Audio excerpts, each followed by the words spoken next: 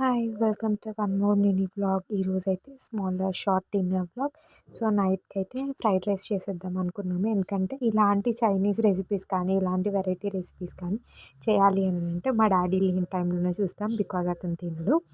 So యాక్చువల్గా fried rice veg fried rice చేద్దాము అని చెప్పి ఫస్ట్ అయితే కడాయి పెట్టేసుకొని ఆయిల్ వేసేసుకొని ఆనియన్స్ కట్ చేసి వేసుకొని ఆనియన్స్ వేగిన తర్వాత ఏ వెజిటేబుల్స్ అయితే ఉంటాయో అవి వేసేసుకోవచ్చు. నా దగ్గర ఈరోజు క్యారెట్, బీన్స్, క్యాబేజ్ ఉన్నాయి. సో నేను ఓన్లీ క్యారెట్, బీన్స్, క్యాబేజ్ వేసేసుకుంటున్నాను.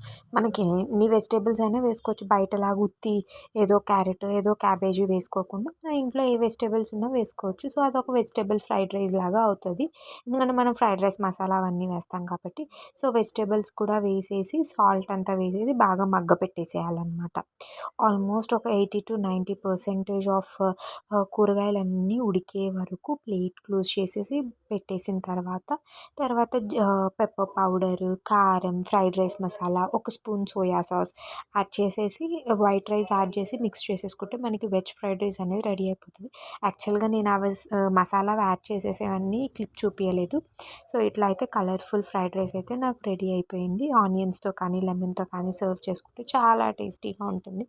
సో ఇంకా రెడీ అయిపోయిన వెంటనే వేడి వేడిగా తింటే బాగుంటుంది అనమాట. సో ఇట్లాంటి ఫ్రైడ్ రైస్లు ఇవన్నీ చేసుకున్నానంటే తినడానికి ఫస్ట్ కూర్చుంటానమాట.